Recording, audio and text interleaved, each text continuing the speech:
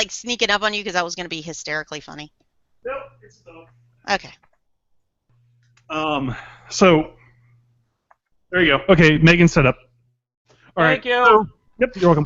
So, Yay, cassette, go. if you have no experience with reading a play and realizing that, yeah, it's not a book, there's a lot of stuff missing, and you got to kind of put that all together in the action and in your mind and all this other stuff, then, yeah, you're going to think it's a horrible, horrible book. Because it really, literally is just the play. It's just the play. It's not a narrative of the play. Oh, no. It's the script. That's it. Oh, okay. Well, yeah, then people don't bitch about it, because if you're buying a play, you're buying a play. Right. I bet I honest to God, as much as I love Hamilton, I bet the script of Hamilton would be boring as shit if I don't have people singing behind me. Yeah, you can run into that problem too, because when I've read the screenplay for Requiem for a Dream, I thought it was terrible. Oh yeah. And then when you watch it, it's like, holy shit. So some things just don't translate to the page. No, they don't. And that's actually what's so funny. Boy, we're gonna go back here, but Love Story, with the Allie and Ryan, that actually he wrote it as the screenplay. And they went back to him, and so if you read the book, the book's not that great. But the reason there is a book is that the movie people said, "Look, this will sell as a book. If we put the book out just before, I can't remember if it's just before or just after the movie came out, we're gonna make a ton of money both from the movie and the book," and they did. And that's why if you read, I've heard people who've read that book and gone, "Oh, I think I like the movie better." It's like, well, no shit, because the movie was actually it's just a novelization. It's just, so, because I have a novelization of Star Wars. If you read it, it's not that great. So, okay, no, see, and I also, like, the epilogue, the reason we all went down this thing is that the epilogue of Harry Potter, I try to pretend doesn't exist. Why? I don't like how it ended. Why? I don't like Ron. I don't like Ron and Hermione together. That makes absolutely no freaking sense in the world. It doesn't. I know. Thank you. It really doesn't. And especially if you read book 4 and 5, we're going down a Harry Hermione path, and you can get over it. Also, I do not like Harry. I don't like Harry Ginny. I think that's a very, very. It's a very juvenile pairing. Sorry. Yeah, that's true, Lee.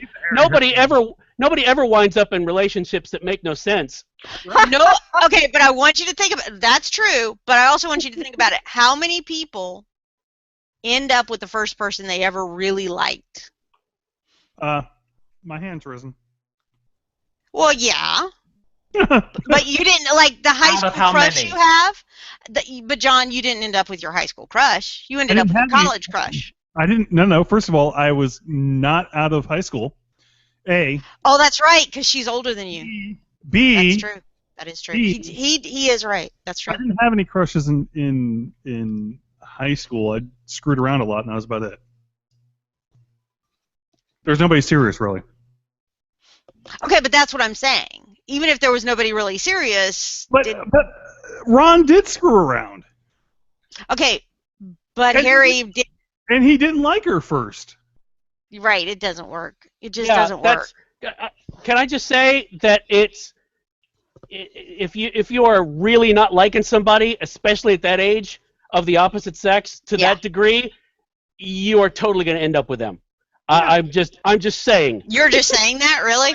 I've totally been there. I have totally been there. I'm not there now, but I'm saying I have totally been there. So. But you're not there now, so you didn't dislike your current wife, who we all think is wonderful. She's lovely. She is. Well, yeah, because I'm not an asshole. Right. Yeah. That's what I'm saying. What? Yeah. What? You know what? We're all confused. We're all confused. Look, I've been married for 24 years. If I'm going to be confused right now, I'm going to be confused. What? Now I'm confused. I'm still confused, and mine went away. Oh, we still miss. Oh, it's all right. No. Well, thanks.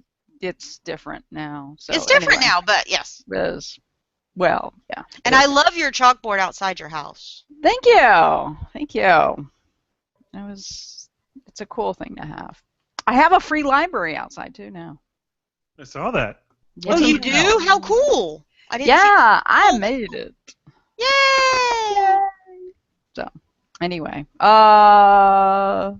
so no, we just finished watching last week, Goblet of Fire.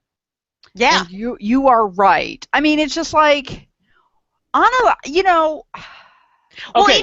even Rowling has said I should not have had Hermione, Ron, and Ron and Harry and Ginny together. When I did the epilogue from being that kind of teenage girl who always hopes that this kind of thing, and that's fine. I just pretend it didn't happen. That's all you got to do. Just pretend it didn't happen. Let me just say, you don't want a happy ending, is what you're telling me. It did have a happy ending. Harry's not dead. Basically, it's not the happy ending that Lee wants, because remember, Lee just wants Daryl and Carol to get it on in Walking Dead. She could give no fucks about anything else. I really, there are very few fucks given about other things. Although, well, there are a few fucks given, but not many. Until that is resolved, no, not many. And I'm really, really worried that that's who's gonna die. Well, here's the thing though about watching the movies. The movies are not a good judge of the books at all. Oh no. Because that's I don't even think I stopped with number 3 because I was just so pissed off that they were so lazy that they felt like they didn't have to explain things, and because everyone's read the book, we don't have to. We can take out 75% of the Buckbeak plot line and then bring it back in, and everyone will just assume it's happened. Well, and I think do we talk about it here or do we talk about it somewhere else? Which is the other issue that gets you after about movie 3 is also this idea of you could start seeing what was and wasn't important. Like you could look at it and go, oh, okay, I guess it's not important, the story of Peeves. I guess it's not important. Some of those little things you could tell weren't going to be important anymore. The time turner was going to be important, but not that important. Right. There were certain things you could look at and see, and I'm trying to think. There was one really big one. Yeah. The Half-Blood Prince. How he came up with all of that and all the detail behind him. It wasn't going to be. It didn't become as big a deal, and yet then we're all of a sudden it all got rushed at us and right at the end of 7. So I don't know. I mean, it just I love the books, and I'm not trying to play them down. I don't want to read this, and that's fine. I hope everybody who's reading it is enjoying it, but don't be pissed that it's written in play form, because dude, that's what you signed up for. Yes. Well, now here's what's interesting too is that the reviews across the pond have been really good. I mean, I have no idea. The only thing I heard was that you really shouldn't have real owls in a theater, and I was like, yeah, probably not. I don't know anything about that, but I just that the critics have not only liked it but have been surprised. They're basically like, I'm actually surprised at how much I really like this. Because they went in expecting, it might be okay, or, it could be fan fiction or something, but they're like, no, this is actually really good. Yeah, and you can see how, assuming they could do the things that are in the stage direction, how it would probably be an amazing stage play, because I can't figure out how they would do the things that are in the stage direction. In my mind, I'm like, this seems impossible to do. Well, these days, there's very little that's impossible to do. I mean, first of all, it's like, I remember going to, where was it? Was it Lincoln Center? I was on some tour in New York, and they were doing the Wagner Ring Cycle. Ooh. Oh, Jesus. And you had all these people on the stage, so you could get a sense of scale, and there was this giant, what looked like fragments of a tree just scattered across the stage. And it was an amazing set, just as wreckage. It was amazing. And then the tree opened its eyes and stood up like 40-foot tall giant. It was a giant on the fucking stage. And when it opened its eyes, we're like in the sound booth all the way in the back of the theater. we like freaked out. We're like, ah! It's like we were that far away, and it about shat ourselves. And the other thing too is like watching the movie Frozen. I was watching it knowing it was going to be a musical, going, yeah, I see how they're going to do this. Yeah, I see how they set this up. Yeah, it's good. And that's testament to how good a movie it was. Is I didn't give a shit. I didn't give a shit.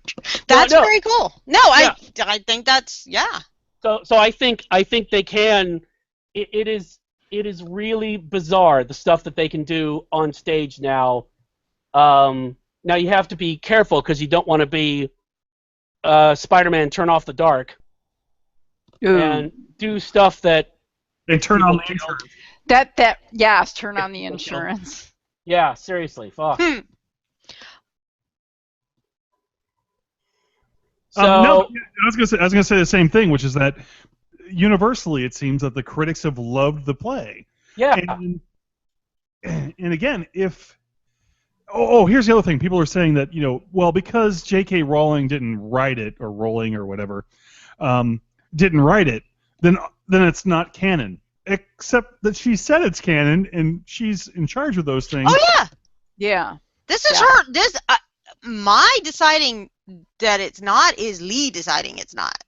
Now here's He knows when this movie comes out, I will go see the movie. And didn't NBC Universal just buy the rights to? Wasn't that just announced today that they bought the rights to Harry Potter and all of its stuff? I thought they did. I mean, I thought Universal already had it.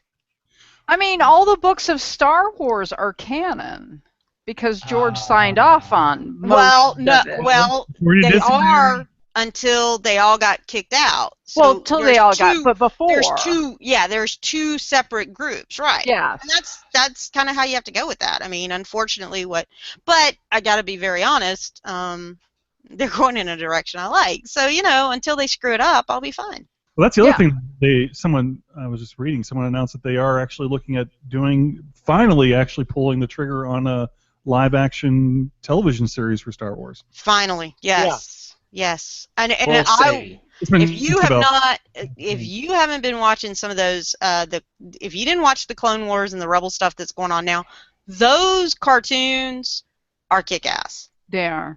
Yeah. Clone Wars was great. I have not gotten into the new one as much, only just because it's not. At some point, I will binge watch them all, just like I do almost everything else now. But the people I trust are saying that they are awesome, and the couple I've watched, I'm like, damn, that is pretty good.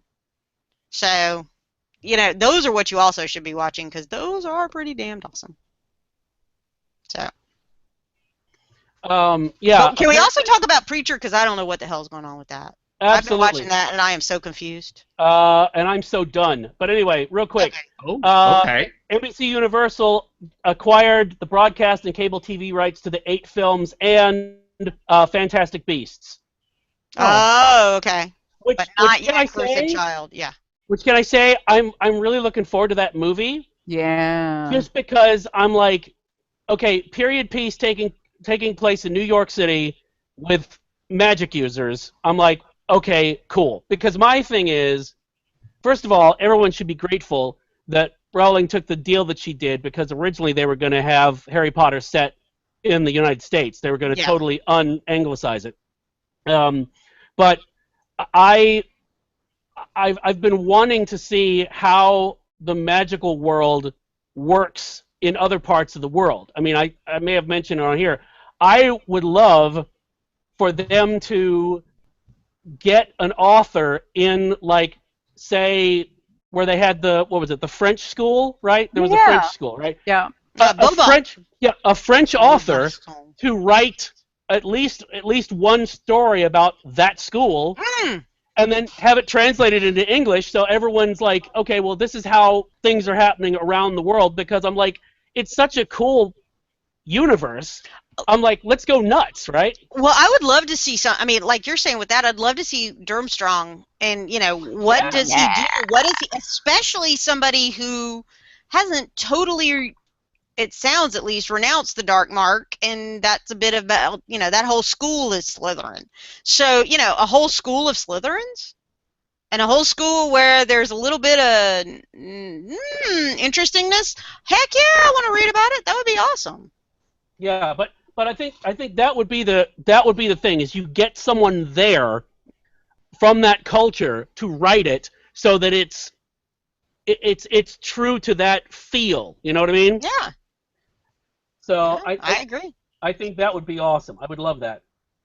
But yeah, Fantastic Beasts looks really cool, and like I said, I haven't even watched past number 3 of the movies, and I'm totally cool with that. So,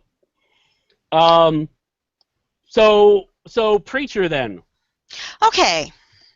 You're done with it.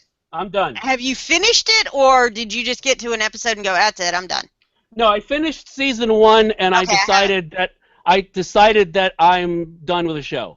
Well, see, I haven't finished. I think we're 2 episodes behind. 1 episode, I don't know, on Preacher. Mm. Okay, we might only be like waiting on that, but okay, so okay, Yes. and I don't know how to ask. All right, I'm gonna ask it, and there may be spoilers. Spoilers may, ahoy! Spoilers alert. So, ass face, arse face, whatever. Arse face, yeah. Arse face. Yep. Is he back from hell, or is he just an image in Preacher's head? And I What? haven't seen the finale. What episode are you on? I'm on the one right before it. Then that question's already been answered. Okay, so he is just in his head. Yes. Okay, but supposedly. Basically, now, have you read the comic at all? Nope. Okay. There is a. Well, I can tell you this because it's not a spoiler for the comic. I don't even care if it's a spoiler because this show is so damn confusing. No. This show is not the comic. Okay. Okay. I'll get to that in a second. Because in the I comic, want to hear that because yeah, Seth Rogen keeps swearing that it is. No, it's not. It's totally not. Okay. Now it's captured some of the feel of the comic, and it's captured some of the dark humor of the comic. I did, and Seth Rogen liked my tweet where I said that the Sundowner Motel fight, which if those who haven't seen the show don't know what the fuck I'm talking about, you should know what I'm talking about. I do, and that was pretty damned awesome. That was amazing. That was Garth Ennis, that was a Garth Ennis smoothie right there. Take all the insanity of Garth Ennis, leave out the scatological bits, and then that's pretty much it. But no, in the comic, Jesse can see and interact with the spirit of John Wayne. Oh wow! They never say it's John Wayne, but it's basically John Wayne with his face in shadow, because obviously they can't say it's John Wayne. Right. But it's John Wayne. Now they can't do that in the show because that just wouldn't work. So I think what they've done is they've taken Arseface and made him into the character that Jesse can interact with and can only see. Oh, and that's not the comic. The Arseface is a totally different thing in the comic. Okay. In the comic, he tries to kill Jesse, and then, well, first of all, in the comic, not everything not all of this stuff happens at one time. There's story arcs. Odin Quincannon is its own thing. Arseface is its own thing. There's no. I'm fairly certain that there is a religious organization, but I don't believe, unless it's a small thing and I don't remember it, that they're after Cassidy at all. Okay. And I don't think. And this is part of my problem with the setup. The comic is a road trip trying to find God. So the comic, season 1 is basically a prologue to the comic that doesn't exist. And really, considering the ending of season 1, doesn't have much of a reason to exist, which is part of why I'm done with the show. So wait, okay, there is more than this season that we've got as a comic. Yes.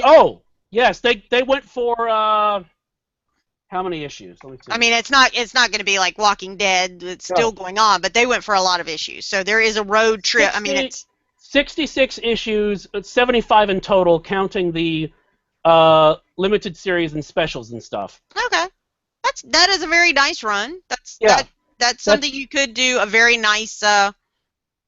Yeah. Yeah. Okay.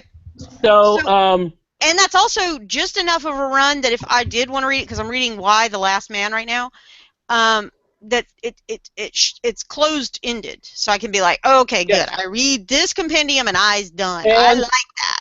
And I will say the difference between Why the Last Man and Preacher is Preacher gets lost along the way in the comic. Mm-hmm. As a series, it loses itself. Yes, it does. And never comes back. No, it just goes. It takes a left turn into what, and then it never gets back. Oh, okay. So far, what I've seen in Why it hasn't. So yeah, no, Why it will, but it comes back at the end. Oh, okay, that's fine. So I'm just letting you know, when you get to the point in Why the Last Man, when you're like, what in the fuck? Yeah. It's okay. Just skip to like the last eight issues. Okay, I can do that. Yeah. The problem is, I think there is a lot of it that I look at right now, and I'm like, what the dude, no. God in heaven, what were you taking? No. Just there is a point at which it's not. There's the good what the fuck, and then there's the really what the fuck, what the absolute that would have been called the part with the red slippers for the dog in the Dark Tower series. Okay. That would be called the ending of the new Battlestar Galactica series. Bad what the fuck. What we all smoking. So okay. But basically, but you're done with Preacher for. I'm done with the television series. Yeah. The reason is partly because of the ending, which we can't talk about yet. Nope, not yet. And partly because maybe I forgot it. And John, you've read it, right? No. I thought we were talking about Why the Last Man a second ago. Oh, sorry. It lost its place. Okay. No, Preacher. Yeah, Preacher. The thing about Jesse is, through the whole series, you like Jesse. Yeah, I don't like Jesse so far. Oh no. I like Jesse's girl. But you didn't wind up with Jesse's girl, so. I wish I had her though. Least point stands. See? Ha ha ha ha. I don't know what it stands for, but whatever. But basically, but no, he is always he's like the whole thing about you got to be a good guy because there's too many of the bad. That's right out of the comic, and I don't believe he was ever. I don't believe he was ever like a criminal. You know, like a full-on. He doesn't give two fucks, and he'll kick the shit out of people. But I don't remember him being like master criminal like they've made him in the series. Yeah. Tulip becomes an assassin, and she sucks at it to begin with because she's just like, oh, I might as well do this then. Well, I think the thing that I think is keeping me on it right now is they have some really good people. I love Ruth Negga on this. I think she is just amazing. I mean, I loved her in Agents of S.H.I.E.L.D., which is the first thing I really kind of remember, and she's in a new movie, Loving, and I can't wait to see that, which will probably make me cry and get angry and all that kind of stuff. She also, I like her. I like Jack Earl Haley, who I work with somebody who looks like Jack Earl Haley, and every day I have to stop myself from doing a double take because it's like, that's not Jack. He's in the building that I work in. I'm like, that's not Jack Earl. Jackie Earl Haley deserved a better Nightmare on Elm Street than he got. Well, and I do. He's very good, and I like Dominic, whatever the hell his last name is. I like him. I like a lot of these people, what they're doing. I just don't get it. Yeah, I don't think that they're bad. I just don't get what the hell they're doing. Yeah, and I will say this: the guy who's playing Cassidy is amazing. Oh, he is. Yes. I like them all. I do. He is basically the comic.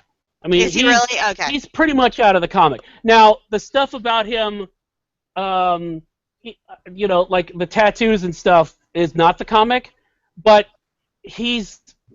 that's Cassidy's attitude. The attitude about Cassidy is the main thing, and but yeah, that's the main thing. Is that Jesse would never do some of the shit that he's done in the TV series. Well, the problem is I keep thinking I'm supposed to like him, and right now I'm like, I don't like you. You are. There isn't much I like of him, yes. And that's you absolutely... That's the thing about it, is no matter what crazy shit is happening around him, you are rooting for Jesse because he... I mean, he is the... I mean, it's a Western. Basically, the comic's a Western, and he's the hero. So, like in most Westerns, you're rooting for the guy from jump. And that's not happening in the series. No, it's not. So I'm like, to me, the fact that it wasn't the comic was not the problem. Because a lot of the feel of the comic was still in the television series, and I quite frankly thought, well, I won't say anything else because it's the finale, but I was willing to go with it because the pilot I thought was really good, and like you said, I love the cast, and they were doing some really interesting stuff with it, so I was willing to go with it, but they just... I mean, Jesse is never the villain. He is never the villain. Well, and Cassidy... Oh, one last thing. Cassidy is never better than Jesse. Cassidy is great. I'm not saying he's a bad guy necessarily. But he's the sidekick, not the hero. Yeah, you never look... In the television series, you're looking at Cassidy going, Jesse, Cassidy's completely right, and you're a shitbag. Yeah, you're a dick. You're a dick. That never happens. That never happens because he's too good in the comic. Jesse's the good guy. So anyway, I'm done. Go. No, and I think that's the thing too, is that I just keep thinking, okay, I really like who these people are. I like what they're trying to set up, I think. Yeah. But I'm not sure what it is. And so there are little bits of it that I'm like, okay, these people are just nuts. And it's not, I'm not going to say it's a terrible nuts. It's just they're nuts. So we got to figure out what's going on here. But okay, good. I'll see. I don't know. I don't. It's not been. And quite frankly, you may be fine with it because you've never read the comic. But to me, well, it's been hard because I don't like Jesse, and I know he's supposed to be the hero. Yeah, and that is like I said, that is the big flaw for me. That's the part where they departed from the comic too much. Is that Jesse's not the hero, and Jesse is absolutely the hero in the comic. Well, and I'm not, and understand, I'm not trying to say a hero being, he's always perfect and he's always good. Yeah, he's an anti-hero to be certain. But he's not even that at this point to me, and I'm only one episode from the finale, so. Right, he basically becomes the bad guy. Okay. There's a certain point in the television series where he's the bad guy, and it's like, no, spoilers for the everybody series, we've already leaves said it, but Jesse in the comic would never send someone innocent. First of all, I don't think he could send them to hell because the power doesn't work like that. Well, yeah. So that's a bit of a stretch, but he wouldn't send an innocent kid to hell. He just would not do it. Yeah. So it's just. Well, it doesn't. Yeah, and that actually has so far been the one thing to me that I've been like, this don't make no sense. Yeah. Yeah. He was trying to save this kid. What in the hell? You Yeah. know? That's not him. Yeah. So, okay. So good. Okay, good. So we'll see. Yeah, I'm not yes or no on it. I just needed to know some more. So that's good. Why The Last Man is becoming a series too, which is just kind of weird. Now, where is that becoming a series again? I don't remember. I thought it was. Let me look. I for some reason I want to say the CW, and I think that's wrong. I think it was. Oh, Jesus Christ! No, I think it's Fox. Disney XD. Yeah, on Disney XD. FX. No. Yeah. Is it at FX? Okay. Yeah. Well, we'll have a little bit of hope then for a little bit of time.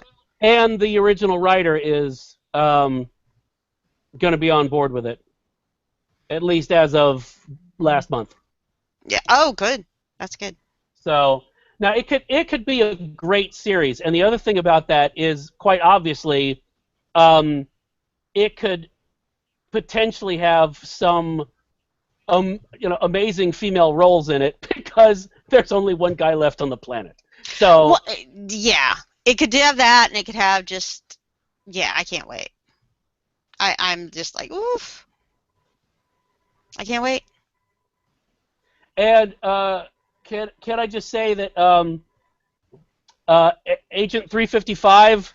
I don't know who you get to play that because the obvious choice is already on Walking Dead. So who is the obvious choice? Denai. Denai, who plays Michonne. Yeah. She would make an amazing Agent 355. Agent 355 is basically like imagine an actual oh God, from I've blanked on her name from Strange Days. Mace in Strange Days. Oh. Molly in Strange Days. Oh, I know what you're talking about, but I can't remember her name. Yeah. Angela Bassett. Yeah. If Angela Bassett, i.e., the person who had Michelle Obama's arms before Michelle Obama, no, serious, fuck's sake, holy shit. If she was a government agent rather than just like, if Mace was a government agent rather than an independent bodyguard, that's Agent 355. I'm like, oh God, if they do that show correctly, it would be amazing. Well, we'll see. Because I remember my friend Patrick, who knew the artist on that, basically was telling me before it came out, was telling me the Pia Guerra, yeah, was telling me the rundown of what the series was going to be about, and I was like, this sounds fucking amazing. Yeah. So I'm so happy that it's, the folks involved are hopefully getting paid more. Yay! Money, money, money. So, but yeah, that's my thing on Preacher is Oh, good. Well, now that actually kind of helps me, so thank you. It's not just me being very confused and going, I don't like this guy that I'm supposed to like. I don't like it when I don't like people I'm supposed to like. Yeah, I would say unless you are really just hardcore for watching it, do what I do and show Cassette the opening with Cassidy on the plane from the pilot. That was fun. And then explain the background necessary for the Sundowner fight and show somebody the Sundowner fight, and then you're good. You're fine. You've seen the best bits. So, but anyway. So well, who was sewing? Me. Oh, okay. Go Rocks. So has anyone watched Strange Things? Stranger Things, yes. Oh my God, that is oh my gosh. Not yet. Okay. It's on the list. It's okay. Cosette and I are going to do that while she is off of work this week. Yeah. Okay. I will tell you, it is. John has already said that I stole his line, but it's true. It's like if the X-Files, Stephen King, and Steven Spielberg had a baby. And Steven, yeah, and it's a very odd baby. And John Carpenter. Oh my God! John Carpenter there too. Yeah, I would agree. It's awesome. It's the summer show. I would say it is. It really that show made me so happy because I'll tell you. You'll see it, but it's not a spoiler. But I'll tell you. Matthew Modine with what he was wearing, I'm not kidding, that's really what Connell O'Cochran wore. That was the character in Halloween 3. Oh my God, really? I didn't know that. He wore a three-piece suit and he had the white hair. I'm like, oh fuck yeah.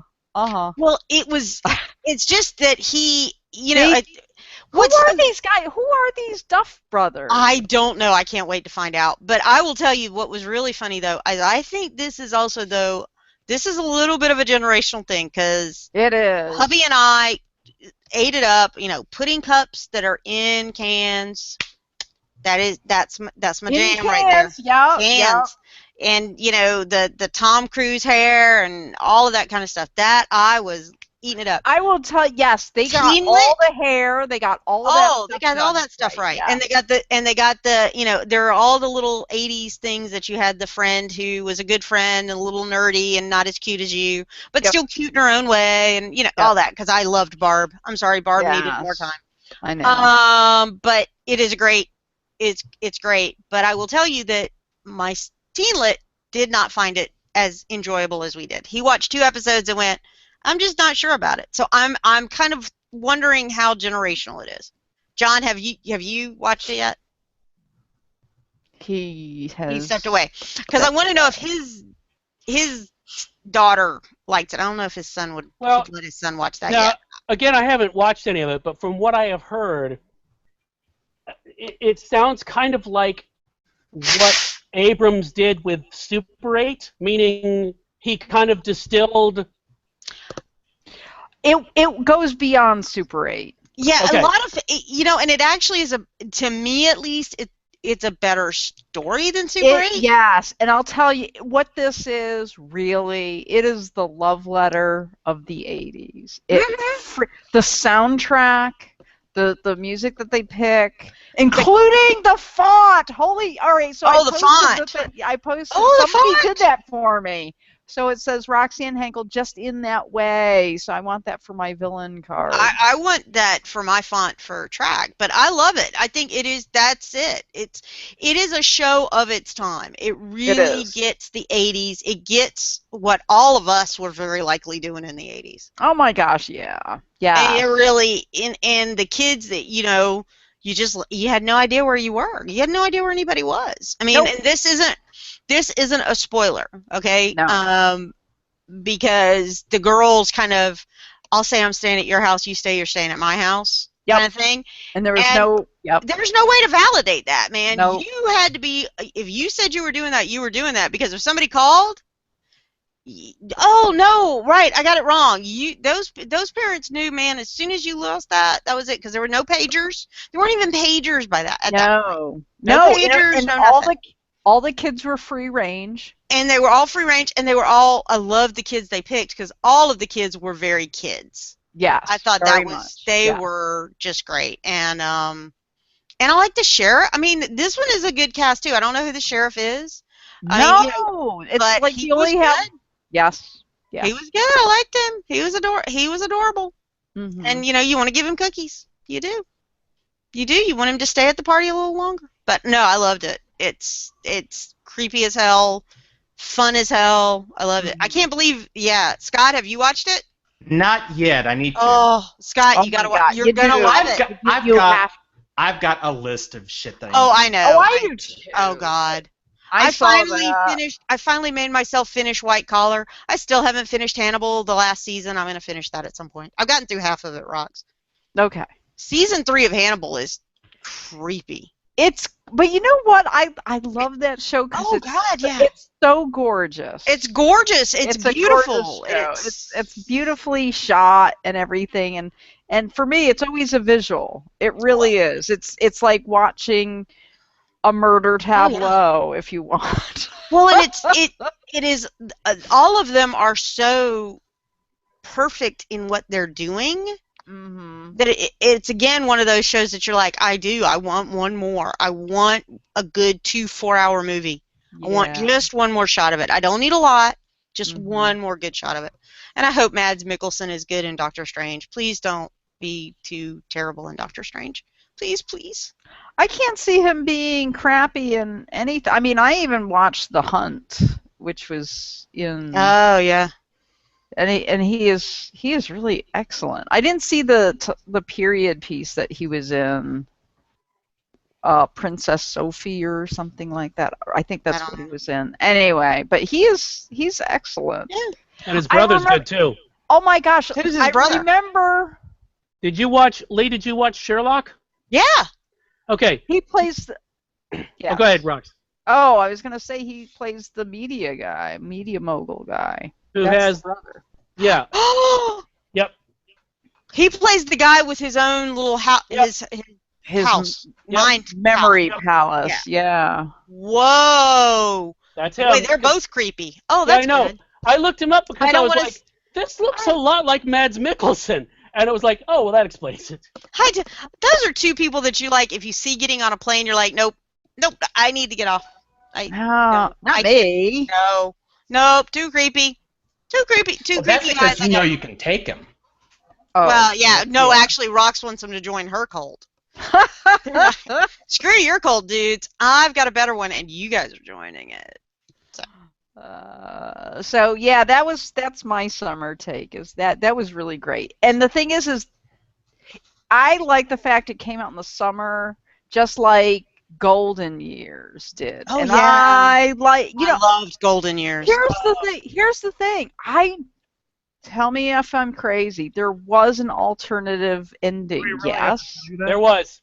There was. Yeah. But so the thing is it's gone. Yeah. There's no way you could get to that ending that they aired with. You see the one that they have where they kind of disappeared, sort of like a happier ending, but well, no, in the ending I saw, he died. In the ending I saw, the shop got him. Yeah, and he died. Oh no, she died. No, she died. The shop got him. Yeah, but that was earlier in the series. No. No, it was right at the end. No, that was right at the end. Yeah, and it was just, it broke your heart because you thought they were going to have a happy ending and they were going to get away from everything. And no, that's right, Rox. She dies and the shop gets him. Yeah. Yeah. Yeah. And every time I've seen it like re-aired, it's the happier ending. It's I've never seen it because hell, I've never seen it re-aired. So because basically what I understand is that it was supposed to be a regular series. Mm-hmm. It was never supposed to be a miniseries. It just didn't do well. So that ending was supposed to be a cliffhanger ending, where they get taken, right? He gets taken. That's a cliffhanger, but CBS didn't pick up the option. So that the home video version does change the ending to give it an ending, because the ending they aired wasn't an ending. No, the ending they aired was, the shop gets him, and then you're like, oh, screw it, the shop. We don't want the shop to get anybody. Stephen King needs to do another story about the shop. Yeah. We need a good ending of the shop story. Yeah. But, I mean, there's no real ending to the shop story. Well, no, there isn't, but we need the shop again. I need another Stephen King story with the shop. He's, that's appeared, multiple times, hasn't it? Bits of it have appeared. I mean, there's the thought that you have that Stu Redman's under the shop when he first gets grabbed. Oh, I didn't know that. Well, that's kind of that feel that it's the military / the shop, especially when they're in the Mr. Redman. We just need to know, you've got to pretend, you've got to be good to us. We got to figure all this out. There's a little bit of that, but no. I think the closest they come to the shop is probably. Since then, is probably The Mist, because where did all that come from? Oh, well, the shop is in The Mist. Yeah. Right. I mean, we wonder who. Yeah, right. It doesn't explicitly say it. Right. Firestarter, Golden Years. Right. It was in the movie Lawnmower Man. It was in the novel Tommyknockers. Yep. The novella The Mist. Right. Yep. The miniseries of the Langoliers. Mm-hmm. Which wasn't. Don't watch that. Read the book. Even though it had some really good people in it, read the book, please. No, the book, but I mean, it was for King adaptations in general. It's not bad. It's not bad, and it is also a short enough story that the 4 hours they gave it or whatever was acceptable. Mm-hmm. Yeah, and Bronson Pinchot is worth. He was crazier than bugs in that. Yep. He was bug shit. Oh, it was awesome. He was bug shit. Yeah, I could have sworn. There were more appearances of the shop than that. Huh. Weird. Yeah, see, I mean, it's like I want the shop again. I just got it and I finished it, which is End of Watch, which was the last of his trilogy. Ari, I could not get through half of that book. The first one, Mr. Mercedes. Okay. And then unfortunately, I started reading that like last year, and I thought about starting it again, and then Niece showed up, and it's just like, oh, really? I think, first of all, Mr. Mercedes is very different King. It's the Mr. Mercedes, the Finders Keepers, and now End of Watch are all of that King that's right on the edge of crime. Yeah. Oh, okay. It's right on the edge of Bachman. Okay. If you liked Joyland, I would think you would like these, but you have to have liked I didn't like Joyland. Right, and that's just it. Yeah. So I think that's where you're looking at. It's the King that's more that, I grew up with a lot of those, Sam Slade, noir. Mm-hmm. But, I can't just do it that way. I got to add something really freaking weird, which, is who he is. And so, yeah, it's that kind of a thing. I liked it. I've liked all three of them, but Mr. Mercedes of the three is the hardest to get through. Yeah. Mr. Mercedes is hard, and again, it's one of those things that because you so hate who does it, that you really just don't, it's hard to like that book, because the villain in that is such a terrible human being. I mean, and they're around, but Jesus, you're just a terrible human being. Yeah. Very, very much so. Yeah. And this coming from me. Yeah, no, that's coming from Rox. So I think but I'd love to see more about the shop. I always loved the shop. Firestarter in the shop was awesome. George C. Scott. Oof. Oh yeah, yes, that was amazing. Oh my gosh. George C. Scott was cool. So. George C. Scott was always cool. Well, that's true. What else is going on? Did anyone see Suicide Squad? Because I have not yet. Nope. Okay. No. I want to, though. My kids just asked me about it today. Did I tell you guys Teen Lit got a job? No. So Teen Lit is for his summer job, and now at school is working at those Studio Movie Girls things. Wait, what?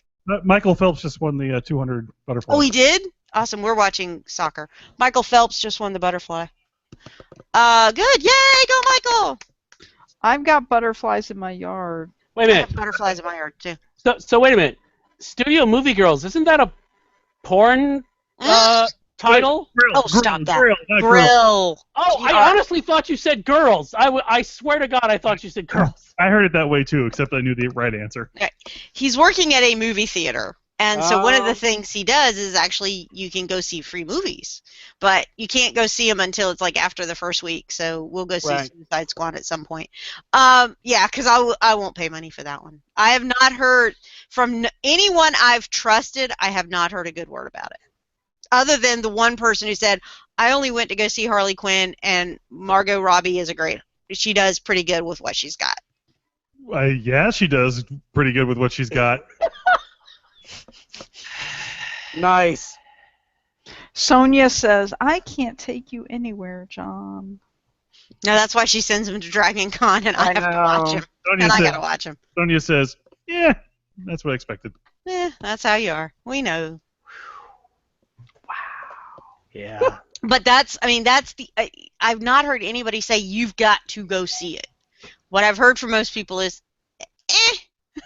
I want to actually see Sausage Party. Right now it's at 100% on what? I am not a Seth Rogen fan. I do not want to go see it. It's 100% on Rotten Tomatoes right now. How is that possible? They say, yeah, it's juvenile, but it's the funniest thing you'll see. Oh, I'm showing 93%. Oh, okay. Well, it must have come down a little bit then. Okay. That's still 93%. Come on. No. I'm with you. I'm like anything. That's the thing, is that generally, even a good movie will be like 70%, 80%. Yeah. Because there's still some people who will. There are a lot of critics who will say negative shit about some movies just to get the traffic of people going, What are you doing? But once you've got over 90%, then some shit's actually going on. You know? Yeah, that's true.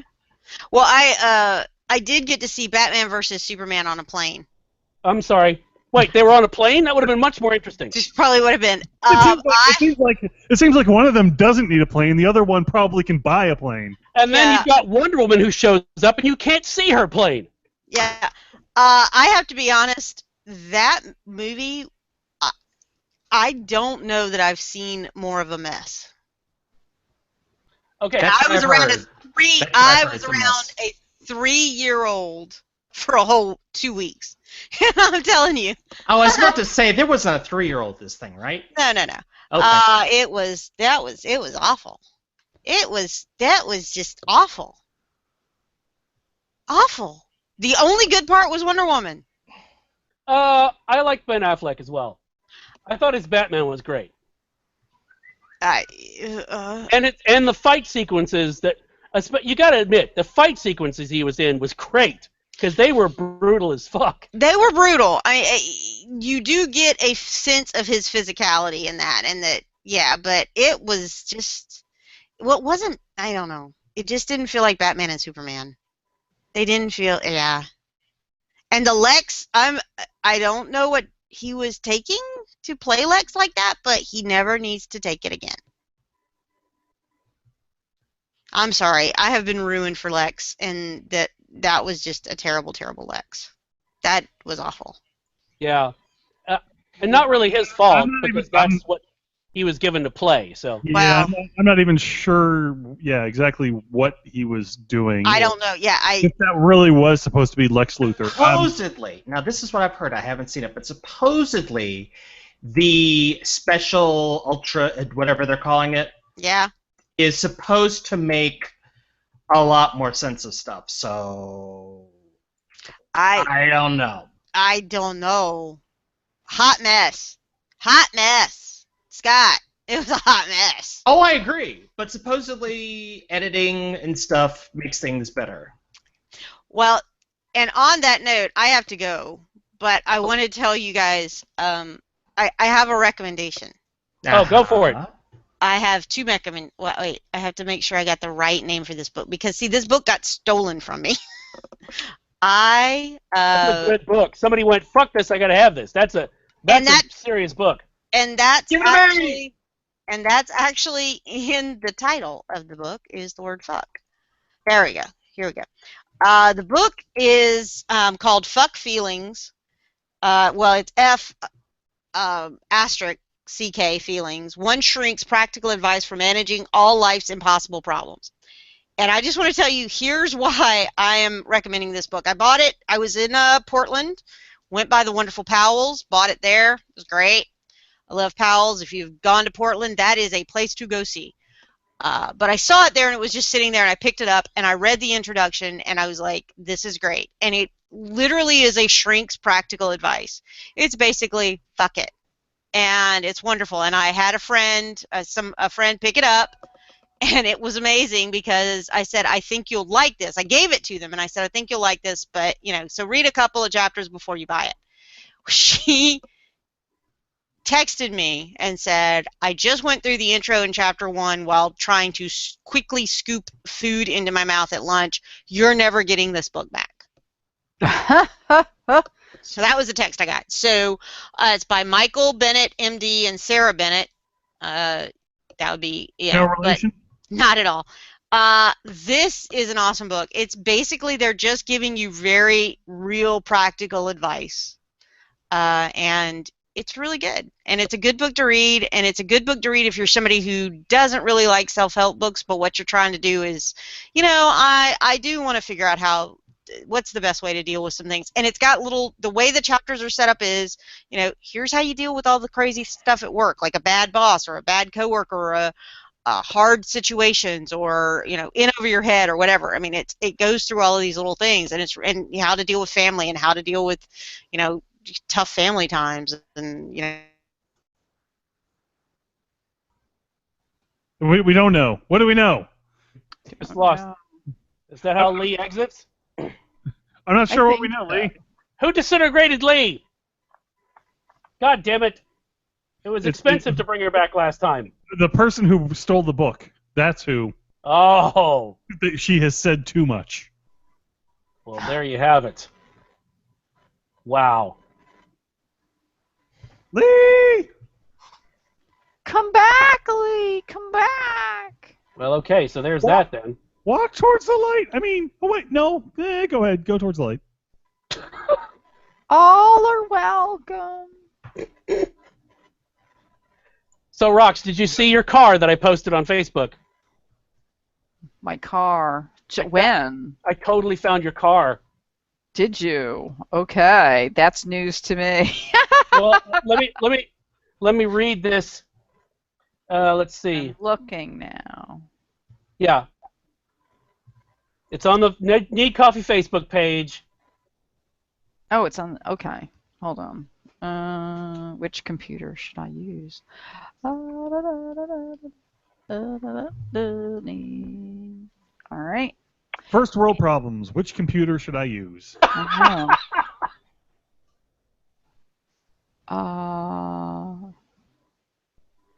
Where is it? On the Need Coffee. Oh, Facebook page. Oh, the Yes. Need Coffee. Oh, I never look at that. Hold on. And this message brought to you by both Facebook and Need Coffee. And Spaz Happens for intuitive research. All right, hold on. Need Coffee. So I'd like to point out to folks, if you are trying to keep things away from the watchful eye of Rox's intuitive research staff, put it on Facebook. Oh wow! Holy shit! So let me tell the listeners, it is a vintage Bentley that was fitted with a World War II 27-liter Spitfire engine. God. Is that not your car, Rox? It is my car. Why did they steal it? It apparently went for £500,000, and that sounds cheap to me. Wow! Holy crap! Where I was reading somewhere, this is not a new thing to do, where you take some sort of monster engine and you shove it into. Oh well, wait a minute. It's Rolls-Royce engines. I think also made like plane engines as well. Oh no, yeah, they did. Yeah, there was I watched a series on Guy Martin, who is someone, Rox, you need to watch his specials. He's a mechanic and motorcycle guy out of the out of England, and he's insane. He recently set the world record for the fastest speed on a wall of death. Wow. Yeah, had to make a wall of death that basically filled part of an airplane hangar, and then he drove a motorcycle on the wall around it. Wow. So, but basically, he was doing this. He was doing a they had found a Spitfire, one of the original Mark I Spitfires, that had crashed during, I want to say, Dunkirk, that had got shot down at Dunkirk. And it had crashed on the beach and basically had just been left there and buried on the beach by time.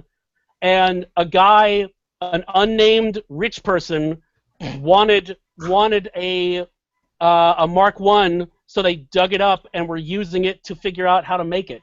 Oh, here you go. Wow. I may have found the link to that particular special. But yeah, they showed the Rolls-Royce engines that were used in that. Oh, so let's see. This car is equipped with a 27-liter V12 Rolls-Royce Meteor engine. Can you imagine? Hang on, where is it? Wow.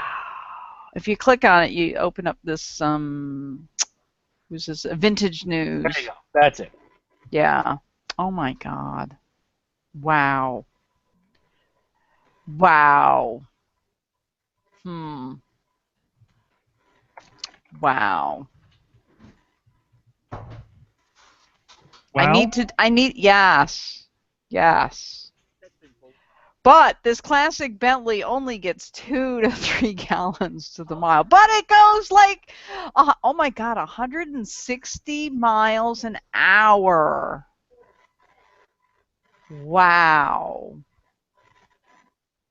I need to go there and look at this thing and just say, hi, I'm traveling. Can I see this, please? Hi, I'm traveling. Can I see this? Okay. Hey. Hey, I say it with conviction. Listen, sir.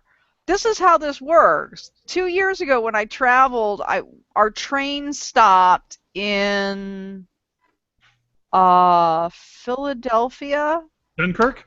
No, but they attached a vintage private car onto our train. This private car used to belong to Harold Vanderbilt that you can now rent. And I see this thing, and I go booking down there. And I'm like, hi, can I look on board? And they're like, absolutely. It was this family rented it. That's how that works. I said, I'm traveling. Can I see what's... Yeah, but... And they gave me a tour. Then they all go, yeah, we're all traveling. Well, yeah, but, you know... Well, they don't know who she is. Rox looks, you know, eccentric enough that she could have enough money to rent it next, so... I know. Holy crap. And it was really cool. But, you know, I can go up to this house and say, I'm traveling. Can I see the 27-liter Spitfire Bentley monstrosity? This is so freaking cool. Holy one of the things...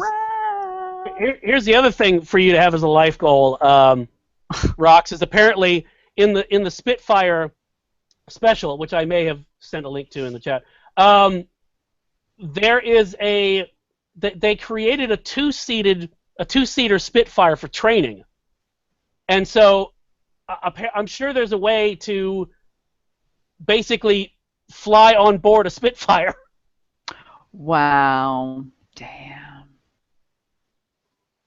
The article you have below that about don't touching shit in I didn't post that. Oh, that was Rob. Don't touch shit at museums. Rob okay, posted yeah, that. This happens. I do this all the time. I'm gonna write that. Shit. Museums all the time. Oh yeah, I get Well, ask John Boutel. Going to a museum with her is a task in looking out for being a lookout. Really, basically, is all it is. I've heard from Cosette. I've heard stories. Let me ask you. I know that you went to the Dolly recently. Was everything still there? Well, let me put it to you this way: if something was missing, they covered it up quite nicely. Was there a picture of Rock saying, "Have you seen this woman"? No, I didn't look in the break room where the employees go, so I can't say for certain. I wonder what the break room looks like at the Dolly. I don't know. We should have looked. But that is true. I'm actually slightly surprised you didn't, Rox. Because I was with your family and I'm traveling and I would like to see the break room. Yes. Well, it was so funny. Two different times. Both John and his wife came up to me and they both say the same thing. What did that guard tell you? What did that guard say to you? Oh, you know, nothing. Just don't photograph crap and stuff. So I'm notorious for that. Things off the wall. Yeah, that too. Yes. You know, so anyway. See, I look at it this way. I think what the Dali Museum needs is, because you know that Dali would sign anything. Oh my God, yeah. He would sign blank canvas and just, if somebody brought him a piece of blank canvas, he'd sign his name to it.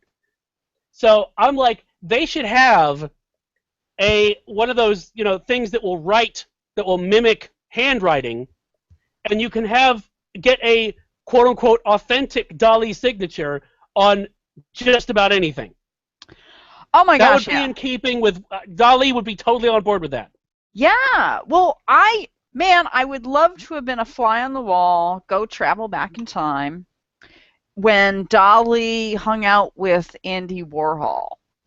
And I was with some people and we were at the High, and I said, can't you imagine? This is what both of them were doing. Like, look at that trash on the floor. You know, we can make a lot of money with that trash on the floor. Yes! And that was a very bad mixed accent. But either way, both of them, you know, I'm sure that they were having a grand old time thinking of how much crap that they can pull over on the, you know, sophisticated art-loving world. Oh, absolutely. Yes. And I did. You were here when I was talking about Hodorowski's Dune, right? About what they were talking about Dali? Okay. Yes. Yes. So yeah. No, went to the Dali and when you guys were down there, did they have the Chihuly collection there? Yeah, we went to it. Okay. Did we? Yeah. Rocks, because they have this giant blue Chihuly chandelier. No. Wait, hold on a second. They have it's been there for a while. I don't think we didn't go with rocks, but I'm thinking of when I went to the Chihuly collection in Seattle. That's okay. Well, I don't know why it's in St. Petersburg, but they have a Chihuly collection there. And talking about people touching shit, they have one of those giant chandeliers of his, of all the, tendrils and whatnot, hanging down, and it's so big, it literally is like a few inches off the ground. Mm-hmm. And people were taking selfies with it, like backing up towards it and taking a selfie. And I asked the woman up front, I said, just out of curiosity, how does that blue chandelier in there still exist? Because are you just lucky, or is it that durable? Because you could see somebody backing into it at least once a day. It's got to be. And she said, well, it's we try to warn people away from it, but it's actually quite durable. We tell people the glass will hurt you before you hurt the glass. Wow. She's like, it's like as thick as an old school Coke bottle. That glass is. Ooh. So I'll just say, Rox, if you want to go touch some stuff, not that I'm advocating such things, but the Chihuly collection had a lot of stuff. I'm good. Touch things. Oh, I got reprimanded. My sister and I went to the Dia, which is in Beacon, which is it's a converted over from old Nabisco factory, and this is along the Hudson, and it's an interesting. I would say it was like one of the most pretentious museums I've ever been in, and I got. That is saying something. That's saying something, and I stole. Well, yeah. I don't know on how. My web developer's like, did you get an okay to utilize these, images for your website? I'm like, I really don't care. I said, I hate that museum so much. I was getting really up close. Like there's this image of 3 rectangles on a wall made out of black electrical tape. Okay. Yeah. And I was art directing my sister to take photos of me with this stuff. So I had to get up like really close to the wall and stuff, and got reprimanded any number of times. There's giant. Now Rob will tell you in St. Louis there's this giant sculpture on the state capitol, and it's been apparently this contentious argument because it's just this giant wall of bronze. And anyway, they have something like that shoehorned into this one massive room, and it's like this thing looks like a ship kind of a thing. And they're like, don't touch it. And I'm thinking, this thing weighs like, I don't know, a half a building, and you're telling me not to touch it. Okay. It's horrible. Anyway. Yeah. So I touched it. There is one against the man, the art man. Well, it's like David Lynch. I will allow to get away with making David Lynch movies, right? Because I believe. I'm sure he's glad to hear that. No, but you know what I mean. There are people who will try to do David Lynch movies, and they're not David Lynch. Correct. And by a David Lynch movie, I mean basically a film that I'm convinced of this. Okay. A film that ultimately means nothing. It's got a whole bunch of stuff that you can hang meaning on, so you can come up with interpretations all day long of stuff. But I'm convinced that it's actually meaningless, and that's his thing. Oh yeah. So it's like so just like that. There's one piece of artwork that I will let get away with being completely insane like that, and I saw it at the MoMA, and it was basically a large, huge, even square white canvas, and on the bottom there was a little triangle like a shark fin a really small one with all these colors in it, very small. Up at the top, there was one facing the opposite direction, just as small, just as colorful.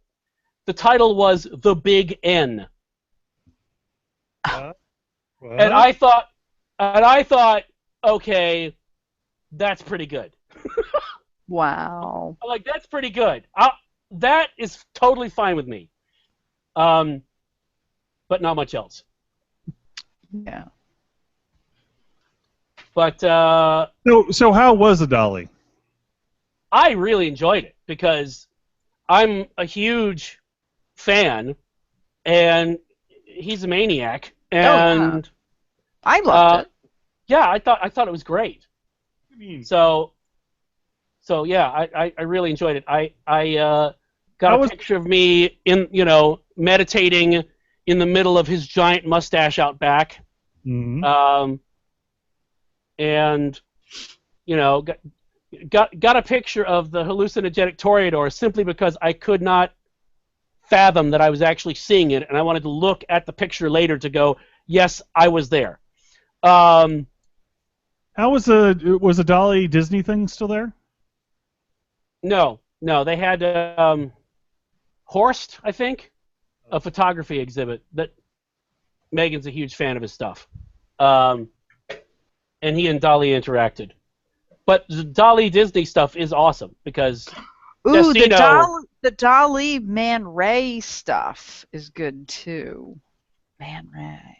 Yeah. And here's the thing that I loved is that we were getting some stuff at the little shop, and I was over at the customer service counter thinking it was the register, and she said, "Oh no, it just go over there under the giant praying mantis, and they'll be able to check you out." And I got over there, and I said, I said, more shops need to be able to give people directions, like, just go under the giant praying mantis, and they'll be able to help you there. And they said, oh yeah, we do that all the time, because if you look, if somebody needs customer service, we go, yeah, it's just past the burning giraffe there on that pedestal. I'm like, that's awesome. So, yeah, I really enjoyed it. I mean, if you're only kind of sort of into Dali, then I don't know who you are. But if you're only sort of into Dali, you won't get that much out of it. But me, I fucking loved it because I've been a fan for a while. So, what made you guys decide to go to Dali though? Oh, just because. Well, Cosette had basically like a long weekend off from work, and you thought, what's an 8-hour drive? Well, enough time to basically do an 8-hour drive down there, and I had been wanting to see it for a while, and we just hadn't gotten around to it, so that was like a surprise trip. She told me like the day before, hey, this is where we're going, and I'm like, okay, awesome. Cool. Yeah, so kind of a belated anniversary trip. Sweet. Yeah, no, it was very cool. Very cool. Did you visit the local Walmart or no? No, that was on the list, but we had to make some choices. I want to know what a Dali Walmart would look like. That would be amazing. Oh my gosh. I actually think it might look not too dissimilar from what they normally look like. You know what? Is that I think you would be right, just because people like me would probably wander around, and Rock's probably you too. We'd wander around the Walmart looking for the weird thing, and there isn't one. So that Dolly would totally do that. Just like lost luggage or whatever. And then because the joke would be, we're the weird thing. Yes. That's so deep. Well, yeah, I mean, no, that lost luggage, what is that place again? Lost luggage? Oh, unclaimed baggage. Yeah, it's like, where's the good stuff? What do you mean? The good stuff. I'm traveling. Show me the good stuff. I'm traveling. Show me the good stuff. Yes. Oh, that stuff. I don't know. I've heard. Oh, that's what it is. They perpetuate the I heard room. So on your run sheet here, you had setting fires underwater. Yeah. Wait, I had a run sheet? No, I was just making shit up. Oh, okay. Yeah, we all know that if you have a list of stuff that you're actually going to try to talk about, it just doesn't work. Oh my God, really? Never happens. Yeah, it's true. Never happens. Doc puts in a lot of work to get that run sheet done. Yeah, I know. You know, just saying. Oh, he does. We'll never get a parsec now.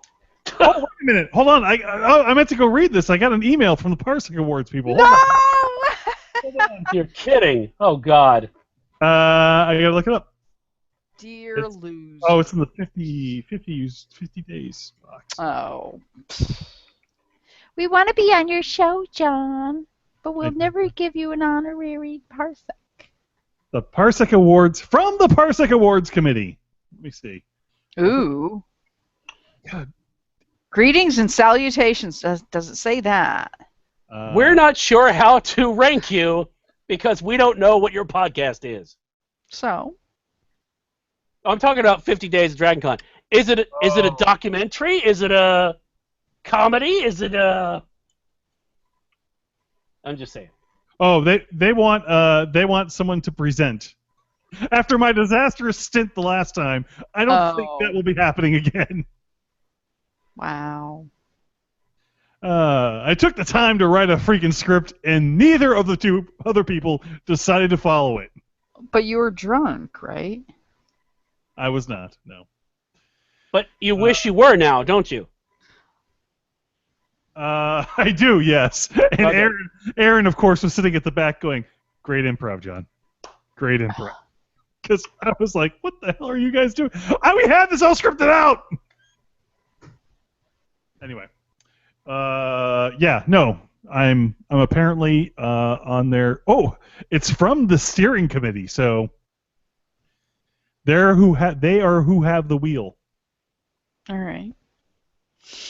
Anyway, do you want to present rocks? I can send. Do I want to present rocks? And yeah. Do you want to present an award? No, because that would end in I'm mad as hell, and I'm not gonna take it anymore because I don't listen to your podcast. Just read somebody else's name instead. Give it to somebody else that isn't on the winner list. Oh my God, I'd have to like run out of the room after that. Torches. Yeah, that's okay. There's plenty of room to run out of the room. Okay. I've been in it before. Right. It's nothing. So how is that done? Who do they? Because I've never been. I just like bitching about it. Well, it's streaming, so you can watch it if you want. It's going to live stream. No, I'm not going to watch it. No. Who's in the ranking? I know it's always the janitor guys, and that the day after Dragon Con or the morning of Dragon Con always wins. I don't know. Oh, I missed our window to do the nominations. I got an email saying that they were accepting nominations. Oh well. God, John, so this is all your fault. It even says, if you're a podcast or author, please feel free to nominate your own podcast. All right. Thanks, John. All right. When did it close? Oh, I could go to the dark side and say, you know, if I ever had enrolled into one of those Make-A-Wish foundations. Oh, wow. Can I just have a Parsec award? Because I am traveling.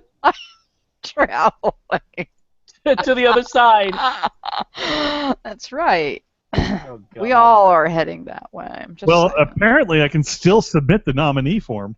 Okay, do it. Do it right now. Click here to see if your nominees have already been submitted. Hold on. We're not nominated. So while he's doing that, so our favorite like body hack guy, Tim Ferriss. Yeah. So have you done that thing again? The freezy water whatever thing again? I did it twice. How did that go? Well, it wasn't water. I mean, they basically whatever. You get into a little area, and they supercool it with liquid nitrogen, the air, down to 200 degrees below zero. So you're like a giant dipping dot. Yes, basically. So how did that make you feel? Well, the first time was great because I just walked in from the Georgia heat. Okay. But no, I mean, what was amazing is that they do it for 3 minutes, Mm-hmm. and I don't know what happens if you do it longer than that, but I'm like, it was not uncomfortable. I mean, the only thing was you can't. I mean, I could. It was a little harder to like take in a breath just because the air was getting so cold, you know. Right. Yeah. But beyond that, it wasn't uncomfortable. I mean, I wasn't like, holy shit, get me out of this thing. Now because it's. But did it do anything for you? No, I mean not that I could tell just from having done it twice. From twice. Okay. Yeah. So you almost have to do it consecutively, you think? Well, I mean, have possibly. one built into your house? Possibly, I don't know. But it was, I mean, it was quick. It was easy. Mm-hmm. I mean, if there's you walk in, you just, change, walk into the thing, 3 minutes, bang, and you're out. Mm-hmm. So, but would I recommend it? I have no idea what it did for me, but it was fun to try. Well, okay, so I took up lap swimming, as a perpetual cyclist. Is this like lap dancing, but no different? Oh. No, okay. It's, swimming laps in a pool. Oh, okay. Olympic-size pool. So I took up swimming like a number of years ago, and it's that whole learn coordination, especially if you're doing freestyle, which is doing the crawl, which is, I think, like the worst. I think it's like the worst type of swimming. I'm good at side stroke because it's like stealthy. I'm all about stealth, because if you're creeping up on Nazis, you don't want to splash around. So I just never cared for, freestyle or what's called the crawl. So I remembered, and I bought this last year, I bought the 4-Hour Chef book. And the cool thing about Tim Ferriss's 4-Hour Chef book is there's a cool thing about meta learning. Right. So it's, you hear the argument of, you need 10,000 hours to get proficient at something. Well, he breaks it down that you don't have to.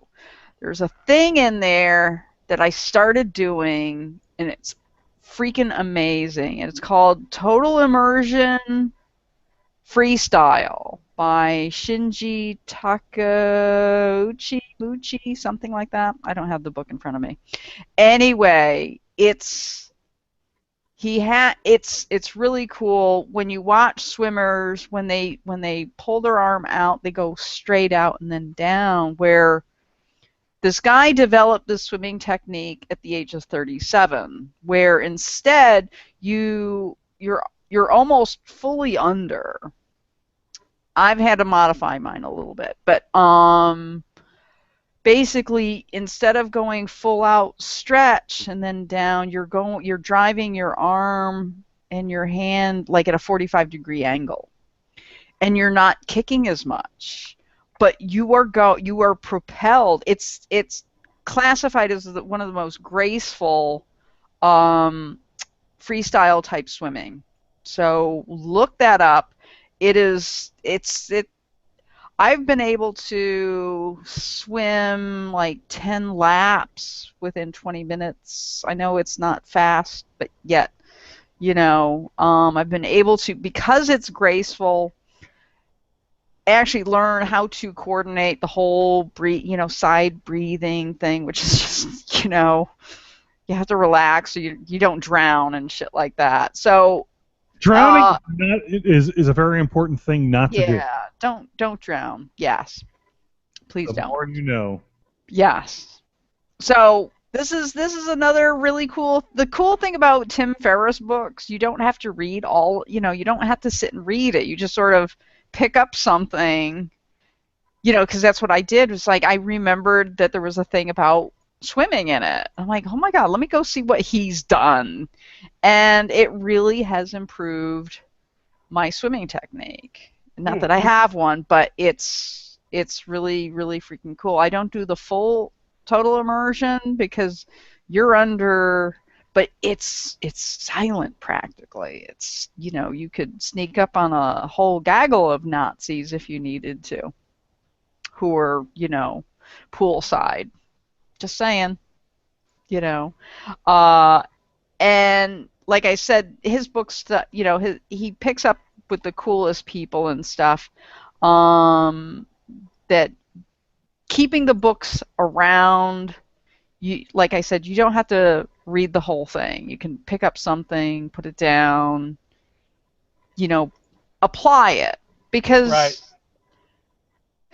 could be crazy, could be nuts. It works. I mean, as you know, I did 4-Hour Body like how many years ago? A lot, and I've kept it off. Yes, you have. Yeah. So, So anyway, yes, I too tried a Tim Ferriss thing recently. So anyway, really cool, and it's called total immersion. And apparently they use this technique if it's a good technique if you're doing ocean swims or triathlon swims. That it's it's more of like a marathon-y kind of type technique, So anyway, that's what I've done, Cool. So anyway,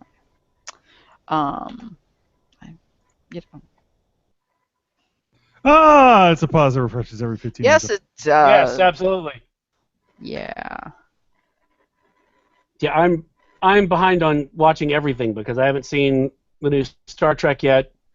I haven't seen. Oh, I haven't either. Yeah. Born yet. I did. What?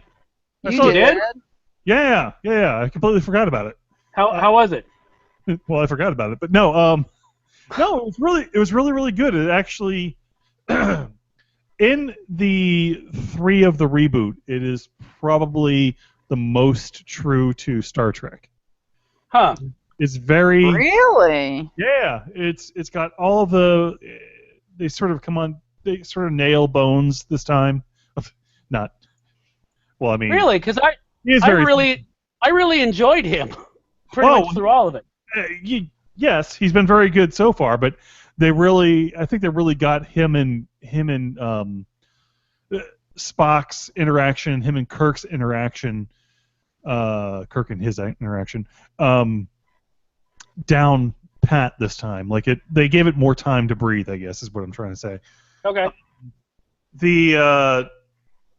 Just the story itself was the fact that it was an original story helps as well. I mean, it wasn't relying on any of the whatchamacallit, any of the previous stuff from previous movies and things like that. And interestingly, the big bad, you know who the big bad's played by, right? It's Idris Elba, right? Right. Well, I didn't know that, and the whole time I'm going, God, that voice is something is weird. I recognize it. I can't quite. And finally, I don't want to reveal too much, but finally they reveal him, and I'm like, oh, this explains a lot. So anyway, no, it's really, really good. So I'm surprised you haven't seen it because it does have Idris Elba in it. So I thought you're contractually by law, I have to see it. It doesn't say when. Okay. But no, it was really enjoyable. I think it was probably, again, the best out of the 3 so far, and I've enjoyed the other 2. Even the second one, which I know a lot of people will absolutely hate. Yeah, I enjoyed the second one too. I thought it was fine. I didn't care the fact that J.J. Abrams said it wasn't Khan, but it really was Khan, and yeah. Oh, spoiler. So I thought it was fine. I mean, it was just an action flick that happened to take place in the Star Trek universe. In this case, it was more of a Star Trek story that had a lot more action. So it sort of combined the best of sort of the various things, and it was very touching.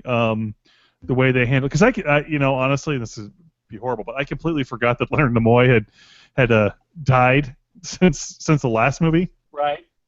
And the way they handled it in the film was I thought was very well done. Of course, also the worst part, probably the worst part of the movie about the movie, is the fact that that the actor who played Chekhov is actually dead.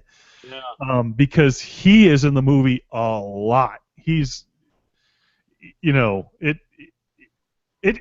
actually, it's funny because this movie isn't so much about just Kirk and Spock.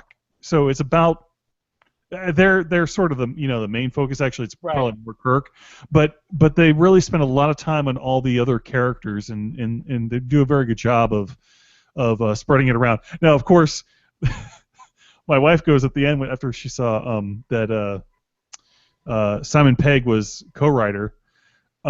She goes, well, that all makes a little more sense because he is in it a lot in this film, a lot more than the previous two films. So, but I thought it was really well done. I thought it was really good, and I thought it was very true to the Star Trek universe, and I'm glad to see that it doesn't need to be J.J. Abrams all the time.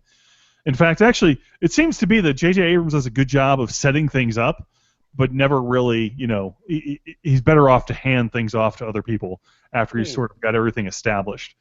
Although I would question what happened at the end of Lost. But anyway. Yes, you would. And you have been for years. Yes, for a while. Although Fringe found its way back. Anyway, so yeah, Star Trek. What's it called? Star Trek Beyond. Beyond. Okay, yeah, go see it. And it's directed by the one of the Fast and Furious guys. Furious guys, yeah. So now, interestingly, it's also it's the guy who directed Furious 7 who also had a main actor die. Oh yeah! Wow. Well, now he also directed Fast and the Furious 6, which was the best. No, was it 5 or 6? Hang on, because 7 was the most recent one, right? Yes. Okay, so yeah, 6 was the best one. So he directed. Well, he was a producer on 6. Wait a minute. It's hard to keep all this straight. No, he directed and produced 6. So he did direct my favorite Fast and the Furious, the one that actually knew what it was. Have you seen them all? I think so. Wow. I would not place you as a person that would have even seen one of them. Oh no, because I watched the original one because I like Vin Diesel because he's fun. But then, and it's fascinating because it has, well, two things. First, it basically pretty much went like, what's Tokyo Drift, like direct to video or something? No, but it might as well have been. Yeah. So basically, it's a franchise that came back from nothing, because it had lost its original cast completely. It had pretty much replaced everybody, and then brought everyone back, combined all of the various movies that they had done, and blew up. And then started creating this sort of Fast and the Furious universe for it to play around in. And I was like, that's actually pretty impressive, So I could get behind that. I'm fascinated by that simply because of what it is. And I really enjoyed 6 because 5 was kind of lifting itself out of the muck, and 6 was the pinnacle of, we know exactly what you showed up for, we know exactly how crazy and stupid we are, so here we go. And I'm totally on board with that. I actually appreciate it when films do that. They don't pretend to be more than they are. They know what they are, and then they are that excellently. You know what I mean? So it's like with Sausage Party, right? Mm-hmm. There's nothing wrong with being a completely juvenile movie. Just be an excellent juvenile movie. You know, don't either be an juvenile movie or try to be a juvenile movie that thinks it's, Merchant Ivory or some bullshit. Mm-hmm. Just be what you are and rock that. That's on my T-shirt, by the way. I'm going to be selling that as a T-shirt. Anyway, I just looked him up. He also directed 3 episodes of Community, and 3 of the better episodes of Community too. Modern Warfare, which I think is probably, if not the best, probably the best, which was the one where they introduced I don't know. Did you ever watch Community at all? I did not. Oh, okay. Well, there's a paintball episode that was freaking brilliant, and then they rehashed it like every year and making fun of the previous year's episode. Which, of course, if you know Community, it was a very meta series to begin with. Yeah, he directed 3 episodes of Community in the first season. And he also directed the horrible pilot of Scorpion, which, I guess I'll forgive him for. Let's see, what else did he do? Yeah, I did Fast, and Star Trek Beyond. But yeah, Star Trek Beyond, really good. I highly suggest it. Cool. Recommend it. And recommend it, too. I'll suggest it and recommend it. Well, that's Cool. important double play there. Although he also did direct 2 episodes of the second season of True Detective, I don't know that he can be blamed for that. Probably not. Not that, in the grand scheme of things, the second season of True Detective, if you look at it as a regular, without first season of True Detective existing, then I probably wouldn't have tried to watch it at all. Well, that'd be okay, probably. But I don't think it was terrible, compared to the rest. It was bad. Rest of the world, John. It was bad. But in the grand scheme of things, because it's going to be compared to True Detective, it was horrible. I mean, there are worse things on television than the second season of True Detective. Well, yeah, but I don't watch them either. No. It was no vinyl. It was no vinyl. I'll give you that. I kept hoping for something better out of it.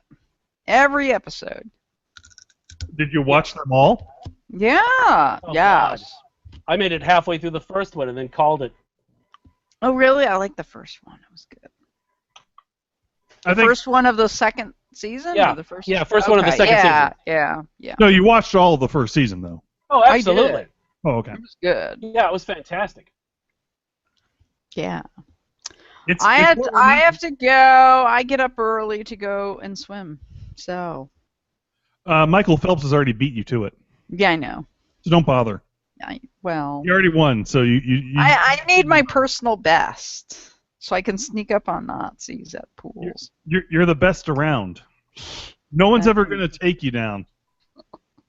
Because you've got the touch. That's right. Yes. Anyway. Oh, everybody's left you. Now it's the John and John show. John and Wid show. This is sadly the pattern that's been occurring a lot lately. Well, I don't know. Where's Tuffley and Kim? Or yeah. Has anybody checked in on them lately? Anybody know if they're still around? Yeah. No, I mean, what was it? We went and saw Big Mike at Trader Vic's the other night. He was actually. It was good. I mean, it was a rare appearance. So, but it was good. What do you mean? He's playing out of the area? No. Oh yeah, he's doing Puddle's Pity Party. He's got his own thing going on now. He was opening for Alice in Chains in New York City. He's doing the Edinburgh Fringe Festival. He toured Australia, New Zealand. He is rocking it. He's cool. He's directing plays in various places and. Cool. Wow, that's so awesome. It is. Yeah. Well, it's unfortunate for those of us that are that only get up to Atlanta and into Trader Vic's at Dragon Con because he ain't there anymore. So. Wow. So what are we gonna do this year? Well, Rox, I'm glad you asked. Okay. Dun, dun, dun. So Lee is having a lip sync contest, lip sync battle. Where? For charity at one of the big ballrooms at Sheridan on Thursday night because Dragon Con is making them do stuff on Thursday nights now, like I told her that they would be doing. Oh my gosh. Okay. Yeah. So, yeah, there's that. That's what we're doing?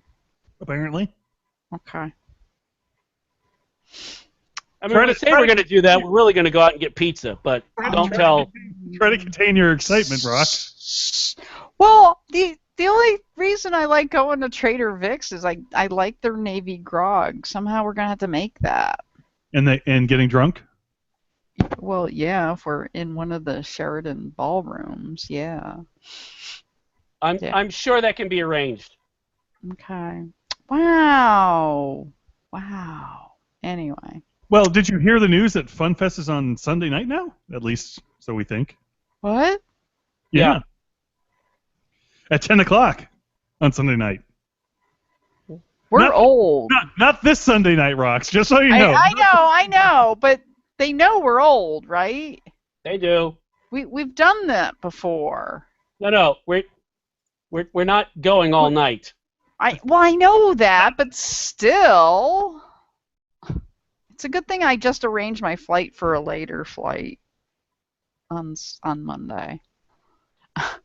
It's like 6 o'clock in the evening. Wow. When were you leaving? What? I'm getting out of here like around 7:30 on Wednesday, and then I leave Monday at I have a 6 p.m. flight. Okay. So I don't have to like rush out of Lee's room. Well, you know that Lee's over in the Sheridan now, right? Kind of. What happened? How did all that juggling? Everything changes. Yeah. Well, so this is true. So obviously you haven't been listening in 50 days, so I will forgive you. But anyway, I have a empire to run, John. So, go ahead. So there's a couple of things. One, they've expanded like all the gaming now, the video gaming track and actual board gaming. The board gaming room, that used to be down in the cellar. Yeah. Is now in America's Mart. So they're over there. There's a bunch of construction going on in some of the other rooms, so they've basically everything's been switched around. Let's put it that way. In Lee's old room is now the Kaleidoscope track. And Lee's X-Track and Paranormal, I guess Paranormal was always over at Sheridan, but X-Track is now over in the Sheridan, and all of her stuff is going on over there. Oh, wow. Yeah. So where's BritTrack? BritTrack, I think, has stayed in the same place it was previously. Now, I know All History moved out of the Weston. Did it? Yeah. Where did it move? I don't... well, Star Trek... America's Mart. Yeah, America Mart. Yeah, so everything sort of moved into there. That's such a, creepy place. I'm sorry. They've got, several different floors there they haven't even exposed yet. Yeah. Oh, okay. So, yeah. No, that's what's happening. There's a bunch of... Everything's been rearranged this year. Okay. Ooh. All right. Well, it'll be exciting. I'm sure. Yeah. So we're Sunday, huh? We are Sunday. Is that concrete? Sunday. As far as I know. Well, we've got a couple of weeks away. There's only 3 weeks till it starts, and it requires a large room, probably. Okay. Sunday, huh? Yep. Until William Shatner kicks us out of there, yeah. Yeah. What do we do Sunday anyway? Oh my God, that's our fist bump night. Well, there you go. You don't have to bring the fist bumps to the people. The people can bring the fist bumps to you. All right. Yeah, basically, Rocks, what we can do is we can just give you a chair by the stairs leading up to the stage and just tell people they have to fist bump you on their way up. Or, even better, we can put you in the back so when people come in, they have to fist bump you. Well, they'll do that anyway. They'll do that anyway. Or, since it's at 10 o'clock, you can go and hit the floor and fist bump people to fist bump them to bring them the fist bumping in. Wow. To the fist bump show. Fist bump. Yeah. Well, I kind of do that anyway. Wow. Did they tell you where it's at? Yeah, it's Regency 5. Oh, same place it's always been. Same place, yeah. Well, it has been the last several years. Okay. Well, no. I don't.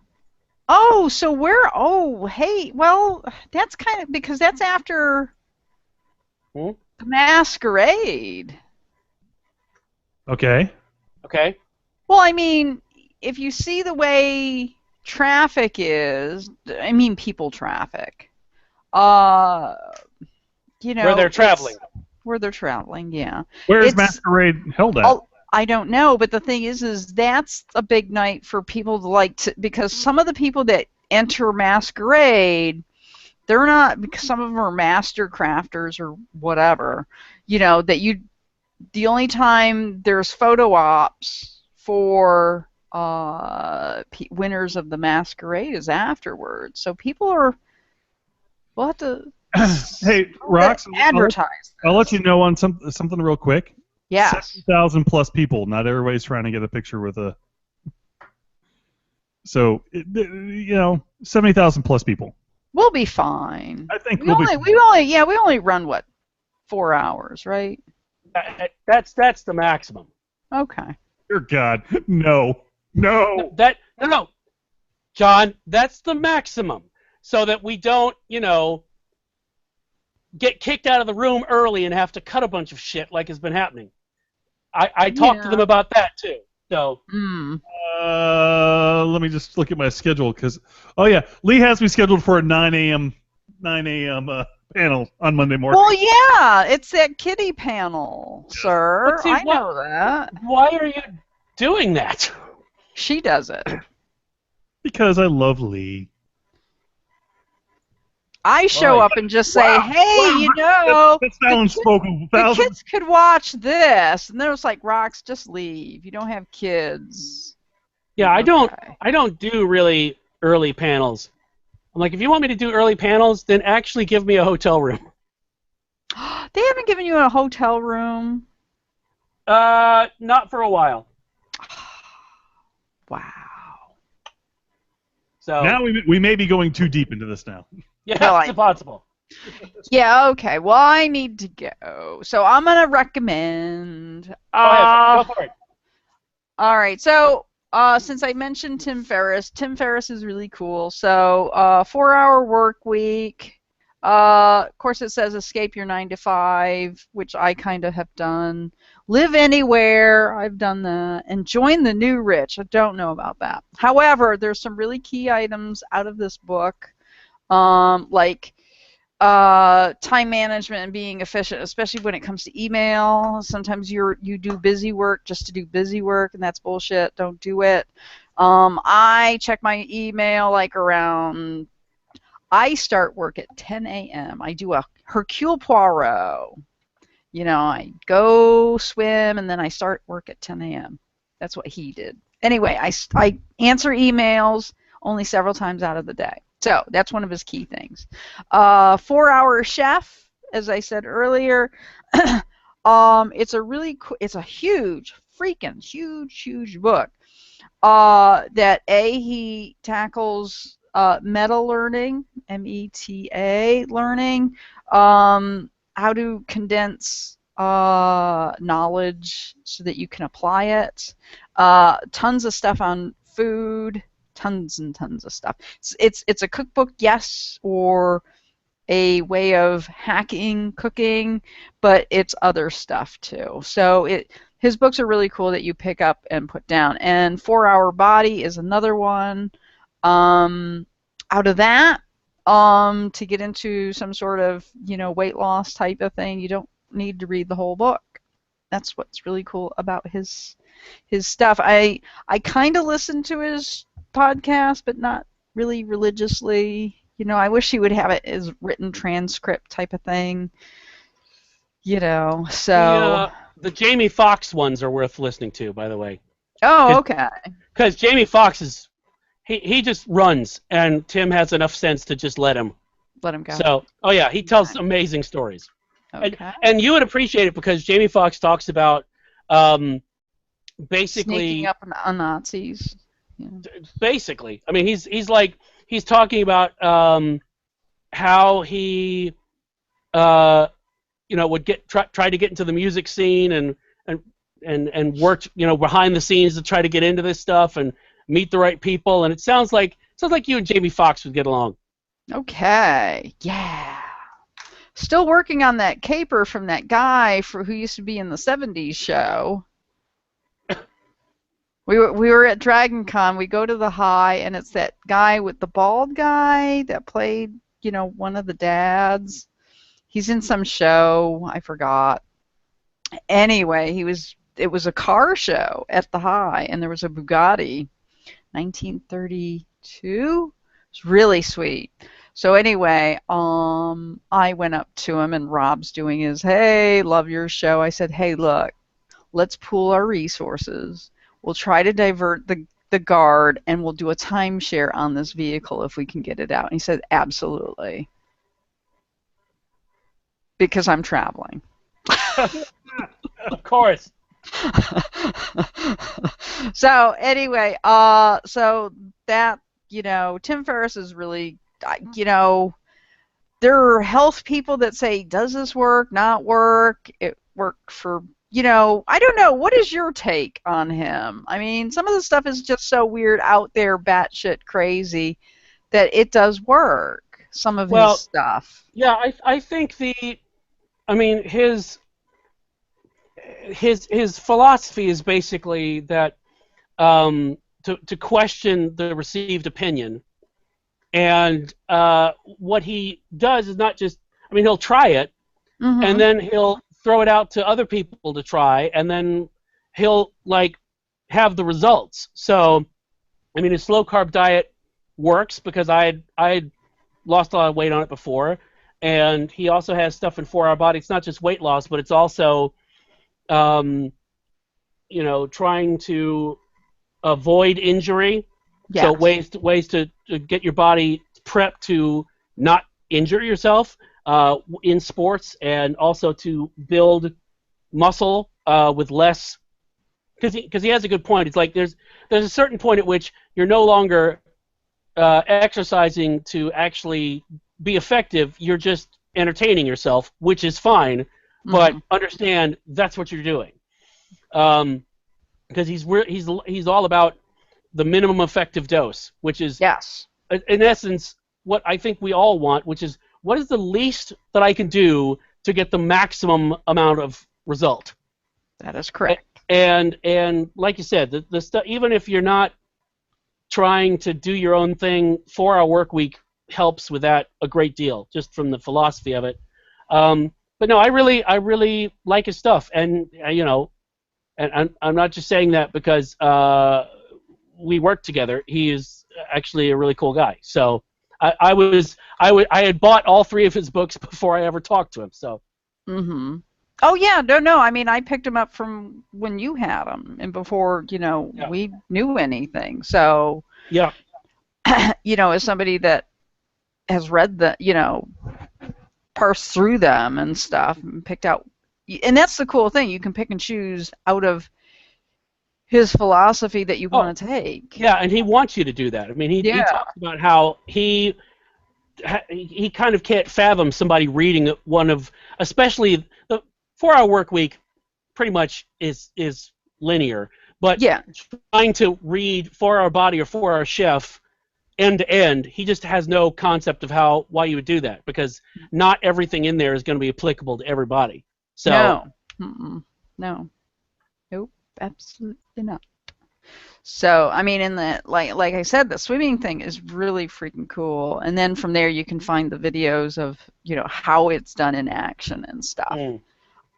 Because like a lot of the swimmers I deal with, they do a lot of kicking and stuff, and it's a ton of noise and stuff, and and this is really cool because you're under the surface type of thing, and it's a different mindset, because most people who do freestyle, they're trying to get down to the other end so quickly. My take is you're using the water as resistance. So you're using it as like giant rubber bands. Like if you're doing the exercise of, a kettlebell or something, you're trying to move through it. So you're actually utilizing it as weights. That's the way I see it. Right. So it's more for me of a toning thing opposed to a speed thing, because I can go fast on a bike, whatever. So and especially when you get your Spitfire engine, you'll be going really fucking fast. My God, yes. Just need to make that 500 grand. One of the books, I don't know if I'm on the panel. I hope I am. It's for alt history, which is the history of time travel. And cool. while I was at the library conference in June, there's a book. James Glick, Gleick. I have he wrote Chaos, so yeah, he's good. Okay. I don't know. Did I recommend this again? I don't think so. Sure. Okay, so it comes out in September. It's the history of time travel. Time travel started. The idea of time travel started with H.G. Wells. And this author actually goes through and there's no history or writing about from the Greeks or the Romans of nobody had the imagination to think that you could travel through time and stuff. So he breaks it down to philosophers and pulp. Let's see. There's a French. Well, he does bring up like not Camelot, but where some people thought of time in such a way, sort of like Mark Twain with a Yankee in King Arthur's court. Right. Or even with Washington Irving, but that was like a sleep type of thing. So right. He covers a lot of science and stuff, and it's not a heavy book or anything, and it's very entertaining. So he also wrote, Chaos, Making a New Science. Genius, The Life and Science of Richard Feynman, and the Information, A History of a Theory, A Flood. So it's a really cool take on this, and it's interesting that the Time Machine actually, when it was finally the Time Machine, he wrote two other stories, and he was able to, the author was able to look at the versions and see where Wells was able to finesse the character or decrease the character a little bit for, setting up what people have written about now ever since. Because he quotes one of my favorite things is he quotes William Gibson. And I've said this all along, is in, I forgot which book it was, but it was the idea of soul delay, of what happens with jet lag. That, in a way, your essence is still on one time zone, and you're hurtling your body into another time zone. And he based it on, I forgot what he based it on. It was something crazy, but he tackles that. And it's funny that the older you get, you even kind of notice this even when you're traveling, even by a plane, on how exhausting now travel gets to you. You know, if you're stuck in any sort of container or something, and you go 6 hours, you go, say, up north, and you're having to go through all that, it's still, there is an effect on you. So it tackles that. It tackles Einstein's theory of relativity and stuff. So once this comes out, really pick this up. It's, if you're a science fan, pick it up. So, and I am done. Ting! All right, that's good. All right. All right, thanks, Rox. So, okay, so it's whatever. Do we have one more podcast before DragonCon? Just so theoretically, yeah. Yeah. It's not like we all look at calendars. It'd be the Tuesday before the week of DragonCon. Yes. Okay.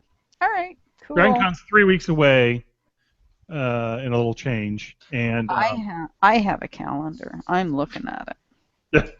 Look at that. It's a day planner. How something. So they have apps on the phone that do that, right? Yeah, I know. Somehow I've latched onto this. So the 23rd, are you saying? Yes. In theory. In theory. Pod. All right. I'm penciling it in because that's what I have to do. Hey, I have to, in case there's like a city council meeting I have to go to. So. Tell them no, we can't. I gotta do. What do you gotta do? Something. Something. What? City council? Go up there and talk? No. What would you? Never mind. What would you tell them if they told you there was a city council meeting on a weekend justice night? Oh, can't go. Actually, there was one tonight, and I didn't go. Oh man. I so want to go to. No, now they're gonna pass that ordinance. They are. I know they will. It's not even announced. Well, here's the thing about city councils, because it's like we have the Sunshine State law and it's all open and stuff. So you get your 3 minutes to talk, and there are people that we know them. Like one guy wants to do away with the post office because everything's online and we could just do away with stamps. He gets up there every single time. Every time. So I want to go up there one time and just say, hey, you've dealt with me on this land use and zoning, but you know what? Why don't we have an otter park? That would make everybody happy if we can just ship in some otters and they can play, and it will make our city really happy. Then I'll be one of those people. So, anyway, all right. Talk to you guys later. Bye, Rox. Bye.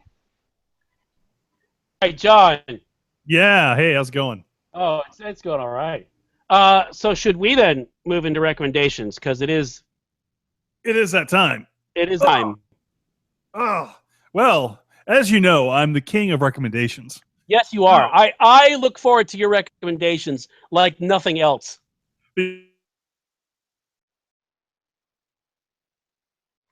Although you just hung, apparently. Yep. Oh, there you are. You went away for a minute. Hilarious. What happened? Hilarious. What happened? Yep. Hello. Oh, I'm here. Can you hear me? Hello. Can you hear me? Can you hear me? Okay, good. Hello. So you were saying...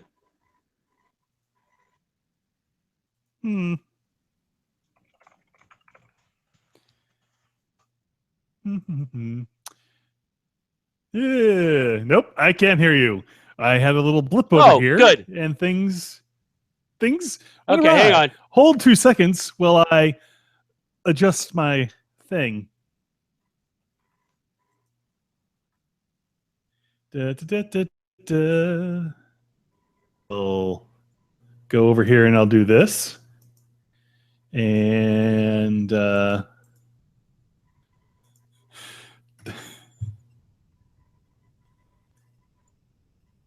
have seen that and I agree. What? Yeah, I'll join. Take me there. You there? Yeah. Can you hear me now? Still can't hear you. All right. Hold on. Let me try this one other thing. Actually, I can do this now. Let me close this. Don't freak out. Don't freak out. Don't freak.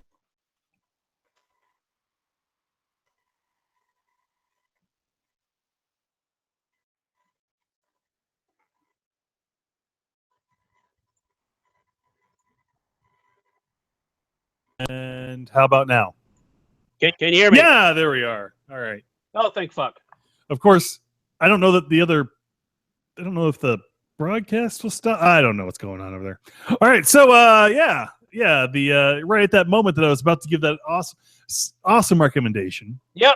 My internet decided, or at least my PC decided, you know what? I don't think I want to hear it. So therefore, I shall recommend a new PC. No. Did it move? Okay. No. I'll go ahead and recommend the Harry Potter book. Sure, why not? I'm only like through the first act right now. But if you enjoy plays and you know how to read them and you know how to use your imagination to fill in the blanks and imagine what you would do with the character roles, then yeah, there you go. Plus, most of the hard work's been done for you because the Ron, Hermione, and Harry and Malfoy characters have already been defined for you. So therefore, you don't have to worry about that. Yep. So yeah, I'll recommend Harry Potter and the Cursed Child. And I'll also recommend Pop Vinyl when you start a new job and you want to look like you're the fun guy. Pop Vinyl, it's for you. Okay. There you go. By the way, you can get these things. Like I bought the Tim Chanter Pop Vinyl character figure thingy from needcoffee.com/Amazon/be the cool new guy at your office.com. That's where you would get that. Yep. Although you probably get there a lot faster if you just went to needcoffee.com/Amazon. So you're talking about Funko figures, is that it? Oh yeah, sorry, you're right. That's what I'm talking about. I'm talking about they're Funko Pop.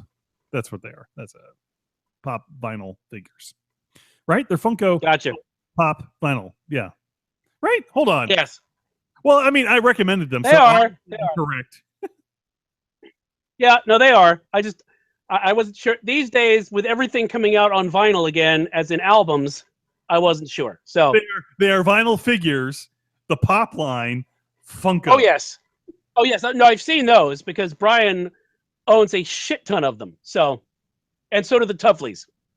Yeah, I mean, like a frightening number of them. Yeah, like I said, I think I may have told you or told the listeners too. I started a new job, so there, after 18 plus years of being at the other job, so I wanted to set a new impression that I'm the fun guy, because the other job knows the truth, which I'm a complete asshole. So this other place now has a completely different impression of me. So there you go. Well done. All because of Need Coffee. Needcoffee.com/Amazon. Thank you. Oh, well, just another service we provide. And by that, okay, a link to Amazon. Yes. Oh, no, we do that. That's an important service.